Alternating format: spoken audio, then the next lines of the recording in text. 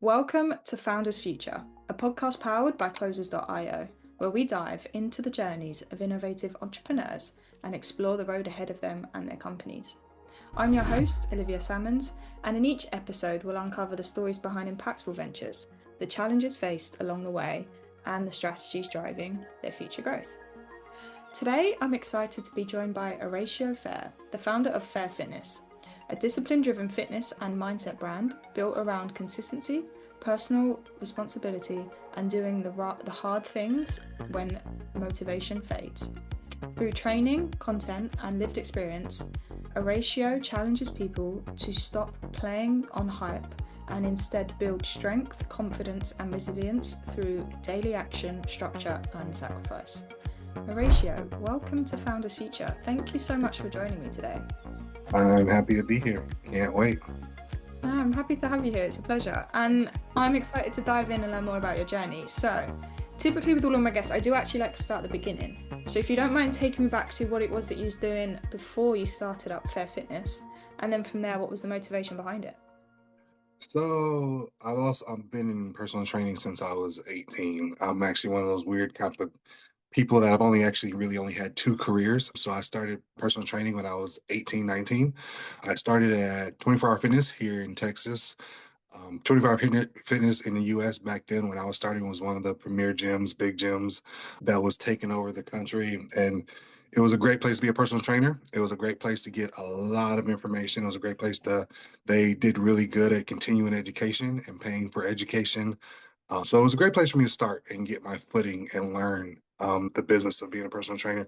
I was a personal trainer there until I was about 25, where then I took from there and decided that I wanted to become a firefighter. So I went about doing that, went to fire academy, paramedic, EMT school, paramedic school, got on with the fire department, which took about 2, 3 years, the whole process altogether. And then from there, got into being a firefighter and got back into my competitive bodybuilding. And then from there, got back into the online coaching space. And I've been in and out of that for the last few years.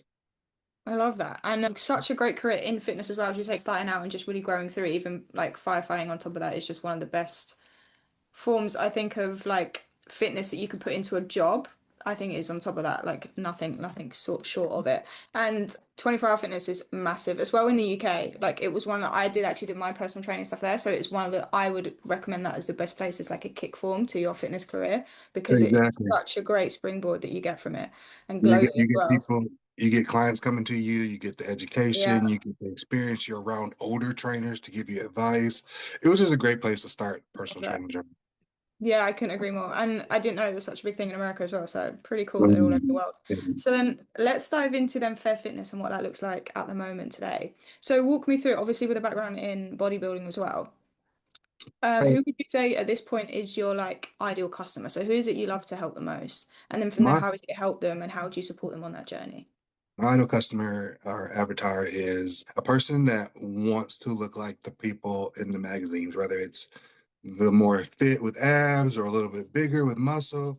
But the things they see in the magazines or they see in the bodybuilding world, but they don't necessarily want to actually compete or they don't actually want to be in that space, but they want to push their body to the more serious levels of how far can I take my fitness, right? And bridge that gap from the average Joe in the gym to a more serious look of a physique without the actual I want to compete and get on stage. That's the person and the people I want to work with.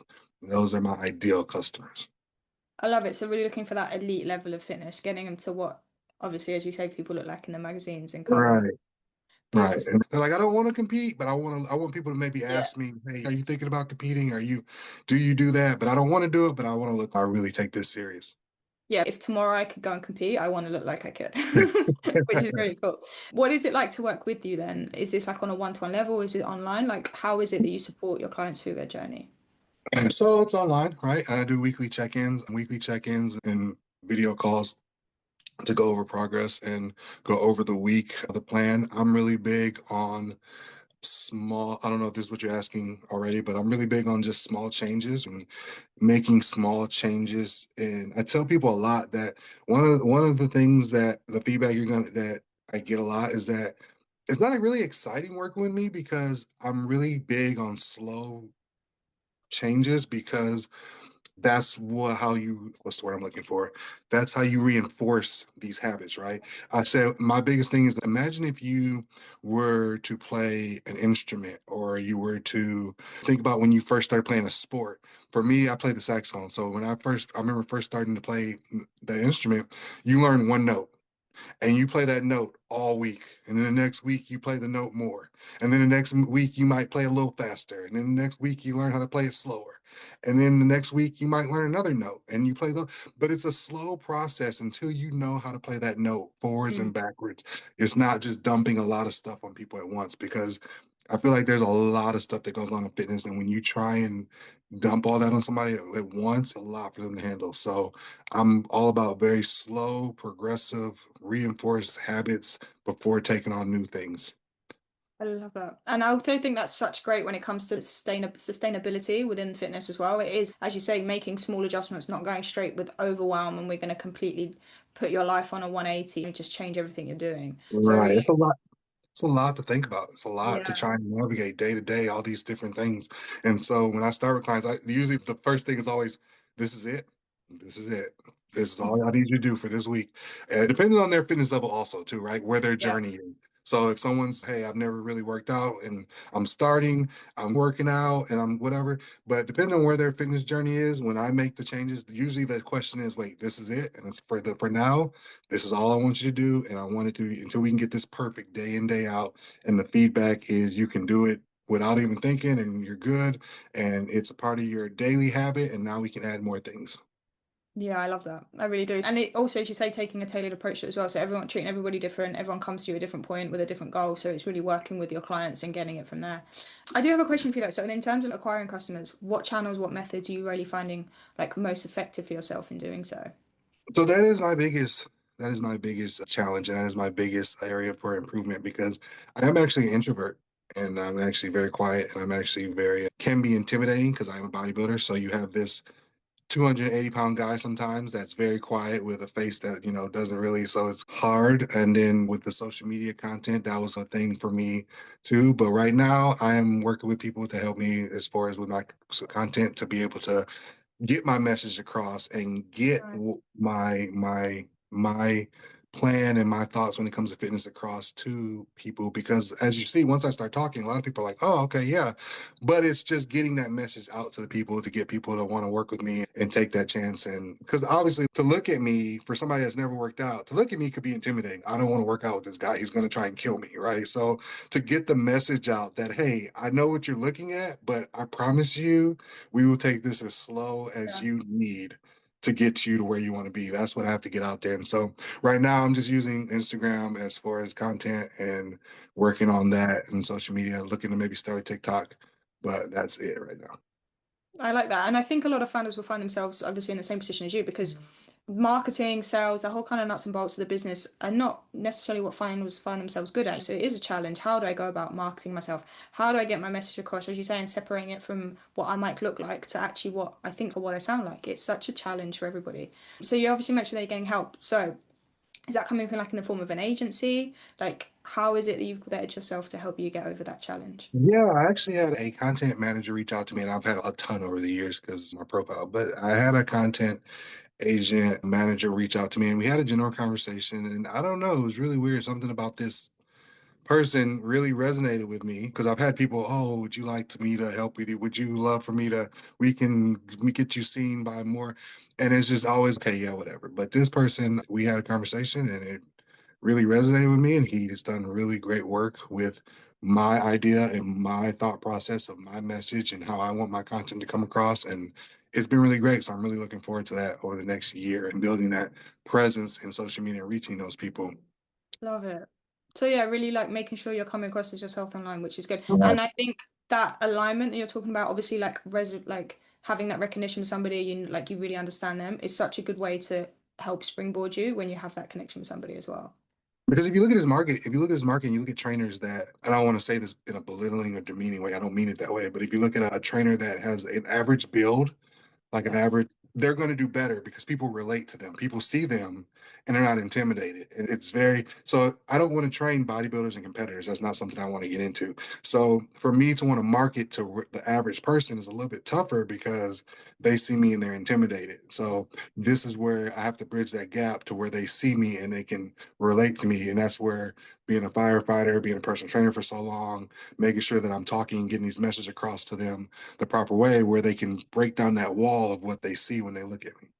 Yeah, it's just getting what's inside of your head out as well, which is always a struggle. So nice to see it. And then also on the other half of that as well, I take it, what are your plans moving forward then for the next 6 to 12 months? Are you looking to maybe run any form of like ad campaigns online as well as the organic outreach you're doing at the moment to really drive in traffic? So right now, like I said, I'm my content managers, strategies, all over that. But it's right now we're just building content, loading up content Mhm. months, and then from there, yeah, we'll look at running the ads, the branded ads, and things like that, and pushing to more. Because that way, when I'm bringing in the traffic, they have content to look Yeah. at and find out my personality and go through these things before they make a decision or when they because when I'm pushing those ads out that are paid and branded and out and they come to my page, I want to have a good amount of content for them to look at and be able to resonate with. Yeah, building that know and trust factor with people you don't know. Then being yourself online, obviously building your personal brand is such a good way to do that at the moment. And then obviously with that being said, as you see like the fitness field, because I feel like the fitness sector at the moment is very big online. It's growing a lot. There's a lot of noise. You have to cut through a lot of different people offering pretty much the same thing. How do you see yourself positioned in that moving forward? What do you think makes you stand out compared to everybody else? Because the biggest thing is my story, right? Is my personal story, is the people I want to train is where I come from. I wasn't welcome. So I'm a bodybuilder and I wasn't just welcomed into this fitness world. I wasn't a football player or a wrestler and just going in there with the guys and accepted and patting each other. I was when I graduated from high school, I was 155 pounds and I was 5'11". And I was the guy that was laughed at walking into the gym, and I couldn't work out with the guys because I was just not strong enough to keep up with them. And so those are the people that I really want to resonate with. And I think I stand out because I'm like, I was there and now I'm here. So I want to reach you where you're at and get you to where you want to be. And I really think I go out of my way to make people feel comfortable in the gym. And I don't like gym bullying. And I'm one of those guys that I will talk more to the guy that is in the corner trying and starting out, and I'll smile and talk to him more so than the guy that, I might be competing with in a couple of weeks or whatever, and we're supposed to be buddies. Because I want that guy to know, hey, we're all in here putting in work. We're all in here doing the same thing. And your journey is just as important as mine. I see you and you see me, and let's do this. And so that's what makes me stand out is because I'm so empathetic to that type of person in the gym. Yeah, I love that because it does take a. I feel like when the gym is your home, you know the level of respect it takes to build it as your home. So anyone that's in there and anyone that's trying to do the same, for me, is always on the same level anyway. So I love that you have that same mentality behind it. That's such a nice Right. thing. And I then there's people in the gym. There's teenagers that are taking their shirts off and they're flexing and whatever. And other people are like, "Oh, he needs to put his shirt off." I'm like, "No, you leave him alone. He is visualizing. He is in his yeah, moment. He is owning it. Let him be him. Like he is not hurting anybody." exactly So that. yeah, so that's just the guy I am. So that's what makes you stand out. I think my personality and my empathy towards people that are trying to break into. They have this dream that to say it out loud, people are like, really? But I'm empathetic because I'm like, hey, no, have that dream. Let's go for it. I'm here. Let me help you. Yeah, I love it. So really just like putting yourself in their shoes. As you say, you've been in their position, you can empathize, and everyone's Right. on the same page. I love it. And if, okay, I have one final question to ask you as well before we log out. If you could go back in time to a younger self, and you could only leave yourself with one piece of advice moving forward, something you know now, but that you didn't know then, what would you say to yourself? As a trainer or as a person in the gym, However you choose to approach it. What do you think I would I, pick? I would tell myself that the goal and the person you're working to become, you are right now, and be that person every day. So we find ourselves in our brain talking to ourselves, and like me. So let's use me for example. I found myself daily saying, I'm doing this because I want to be a bodybuilder. I go to the gym because I want to be a bodybuilder. I eat like this because I want to be a bodybuilder. I do this because I want to be a bodybuilder, as opposed to saying, I do this because I am a bodybuilder. I I eat like this because I am a bodybuilder. So you have to embody this dream, this what you want to become, you have to be right now and start speaking that way and watch what happens when you move like that. It's really incredible. I love that. What a great advice. And Aratio, thank you so much for joining me today and for sharing your incredible journey and insight with us. Where can our listeners reach out to work with you, connect with you, and just check out all the amazing work you're doing at the moment? Thank you for having me. It's been a great conversation. They can reach out to me on Instagram at Committed to Sacrifice. They can email me at afair247@gmail.com. Looking forward to hearing from you. Beautiful stuff. Thank you again. And to our listeners, if you enjoyed this episode, please be sure to go check out Aratio and all the stuff that he's doing online. And do not forget to subscribe to Founders Future via wherever you listen to your favourite podcasts. And if you are a business owner, specifically a coach, consultant, or agency owner, and you're really looking to scale your business and you want to enhance your sales and marketing efforts, visit closers.io to hop on a call with one of our team and discover how we went from $0 to $30 million per year in less than 3 years. But until then, keep on climbing, and we will see you on the next one.